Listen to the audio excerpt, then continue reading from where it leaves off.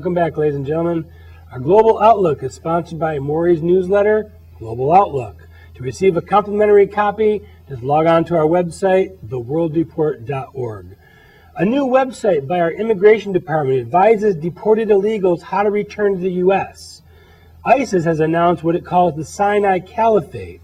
As the world continues to spiral out of control, President Obama purges 2 more nuke commanders on vague charges. I've said it before and I'll say it again. ISIS fires rockets, Obama fires generals. You know, the purging of the military is something that I don't think many people are paying attention to, but this has been going on for 4 or 5 years now. We're taking our top commanders. We're not talking about low-level members of the military. We're talking about nuclear commanders that know how to fire missiles. There are 2 reasons why Obama is doing. First of all, he hates the military. To him, he still thinks of his father in colonialism, taking the bust of Churchill, sending it back to the British embassy, and ordering them to send it out of the country. He thinks in those terms. That's one thing. But he also wants to weaken America militarily because he wants us to be just another country, like a European country which couldn't fight its way out of a wet paper bag. I think he would like us to be like Sweden. We'd be defenseless. Well, you know, what kept this country strong during the Cold War and even afterward is the fact that we had the muscle to get the job done. We're not an aggressive country, but you start, take a little Israel. Why does Israel continue to exist? Because they probably got the finest military per capita of any country in the world. And every Israeli citizen serves in the military in their lifetime. Man and woman. Right. Absolutely. But the point is, but they're good. A lot of them are trained over here. I used to know the guy who was the Secretary of the Air Force during the Reagan days. He said the best pilots in the world are the Israeli pilots. He says they play like hell at night, but they work real hard during the day too. He says, but they're very, very aggressive. Well, if you're the size of Rhode Island in the middle of all that craziness over there, your survival is at stake every day. But you have to be good at doing it. Yes, you do. I mean, you can't be like the Iraqi army that ran away and then got slaughtered by ISIS.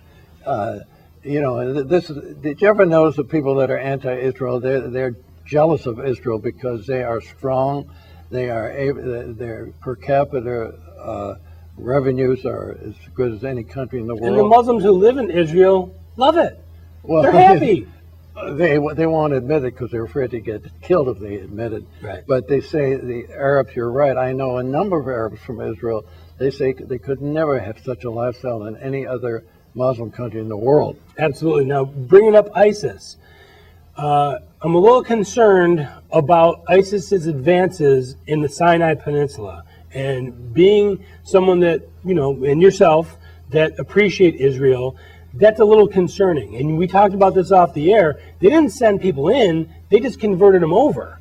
I think the big advantage, it just happened the last couple of days, that, Assisi, fortunately for us and fortunately for the civilized world, he got rid of that Muslim Brotherhood, which was another extremist Islamic group.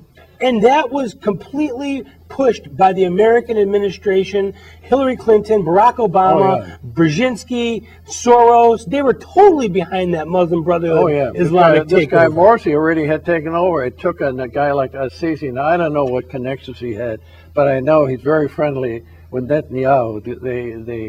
They don't make it an open story, but they do it.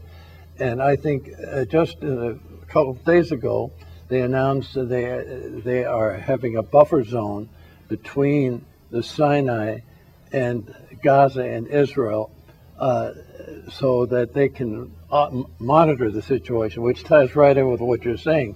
The buffer zone, if anybody's caught in the buffer zone, they get knocked off.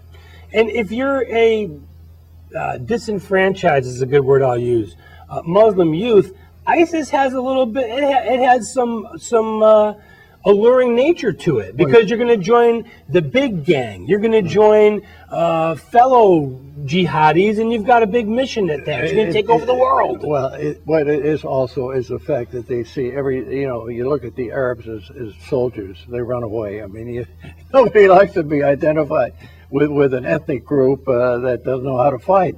And this is not a kind of an open war. This is the old wars of the Middle Ages, which is, hand to hand. And yes, I think it's sort of, you might call it a perverted Arab Islamic pride. That's why they're doing it. A lot of American Muslims have joined ISIS. When I say a lot, maybe it's several thousand. And can't we put a stop to the oil that they're basically stealing and selling on the black market? Well, we can't. I mean, Turkey is working with them. You see, this is where it gets complicated. 15% of the population of Turkey are Kurds. The Turks hate the Kurds. They're putting up with them because they don't want to. This guy Erdogan doesn't want to have any trouble there. But so the point is, on the one hand, they're saying, yeah, we think ISIS is bad, but they hate the Kurds more than they hate ISIS. So the Turks, I think, are complicit, just like Qatar, whatever you want to call it, was complicit with Gaza, with the Hamas in Gaza. So it's a terrible part of the world. I mean, you're right about it. Israel is like a shining beacon in the dark miasma of the Middle Ages. Yeah. Another thing that's got me concerned is it looks like we're going to go and pass the executive amnesty. The ICE, our own immigration service, is on their website teaching and showing people who got deported how to get back into the United States. I mean, it's so awful. Well, look, first of all, nobody's ever done anything about sealing up our southern border. I mean, all you have to do, the only person that did it was Governor Perry of Texas. He sent the National Guard down there. Well, what's the big deal? 1,200 miles. You put up an electric fence, you put landmines in there, whatever you do, and you say you don't cross those borders. If you try to cross, we'll shoot you. But no, we never did. You know, Reagan started this. This one bad thing that Reagan did. At the time, I think there were about 3 million illegal aliens in this country.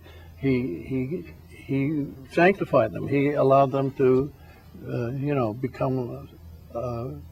In 1986. Yeah. And we know what the funny part is the Republicans do that to try and win favor with the Hispanic vote. They end up getting less votes when they do that. George H.W. Bush, the father, ended up with less Hispanic votes than Reagan did after they gave him amnesty. That's interesting. The only real support of Hispanics of the Republican Party live in Texas. You know, Texas has about, I'd say, 45 or 50% of the Hispanics there vote Republican.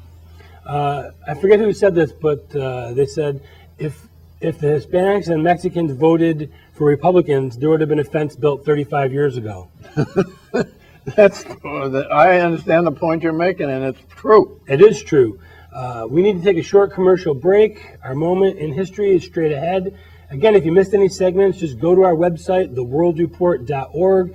You can view the entire show, just a specific segment, and make sure to like us and recommend us. You don't need a Google, a Yahoo, or a hashtag, and it's free. We'll be right back.